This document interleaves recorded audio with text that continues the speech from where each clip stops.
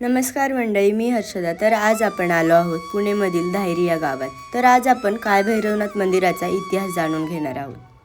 तुम्ही सुद्धा इच्छुक आहात का? तर व्हिडिओ शेवटपर्यंत नक्की पहा. धायरी गावातील काळभैरवनाथ मंदिराचा इतिहास फार जुना आहे. हे मंदिर मराठा साम्राज्याच्या काळातील एक महत्त्वाचे ठिकाण आहे. हे मंदिर सिद्धिविनायकाच्या मंदिराजवळ असून या परिसरातील स्थानिकांसाठी ते एक पूजनीय ठिकाण आहे, ज्यात काळभैरवनाथ आणि जोगेश्वरी मातेच्या प्राचीन मूर्ती आहेत. या मंदिराची रचना खरंच पाहण्यासारखी आहे. मंदिराच्या प्रवेशद्वारावर 3 राक्षसांच्या मुंडक्यांची चित्रे कोरलेली आहे, जी या मंदिराच्या विशिष्ट वास्तुकलेची ओळख आहे.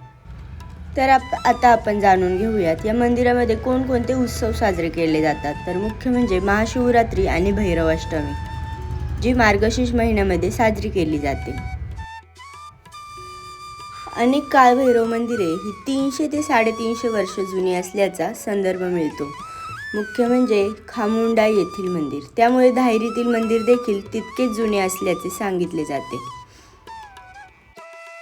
पण इतकं सगळं असूनही मी मंदिराच्या आतमध्ये जाऊन दर्शन नाही घेऊ शकले. याचं कारण म्हणजे मंदिरावर लावलेली पाटी.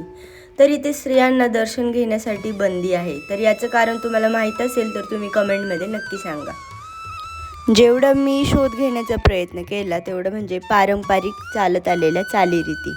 मंदिराच्या पुजाऱ्यांनी आणि स्थानिक ग्रामस्थांनी शतकानुशतके ही परंपरा जपली आहे.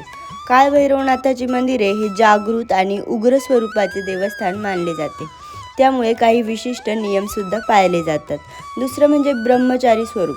काही मान्यतानुसार काळभैरवनाथ हे शिवाचे एक असे रूप आहे जे ब्रह्मचारी मानले जाते. ब्रह्मचर्य आणि मंदिराची विशिष्ट ऊर्जा टिकवून ठेवण्यासाठी महिलांना गर्भगृहात प्रवेश दिला जात नाही. कालभैरव ही देवता भगवान शंकराचा अवतार मानली जाते.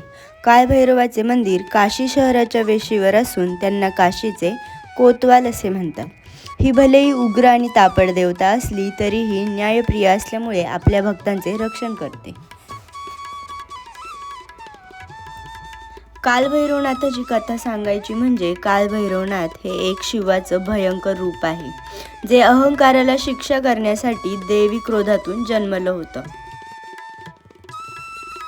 आजही श्री काळभैरवनाथ देवस्थान महाराष्ट्रातील जनतेचे श्रद्धास्थान आहे. चला तर मग भेटूयात पुन्हा एकदा अशाच एका नवीन व्हिडिओमध्ये. असेच नवनवीन व्हिडिओ पाहण्यासाठी चॅनलला सबस्क्राईब करायला विसरू नका. थँक्यू.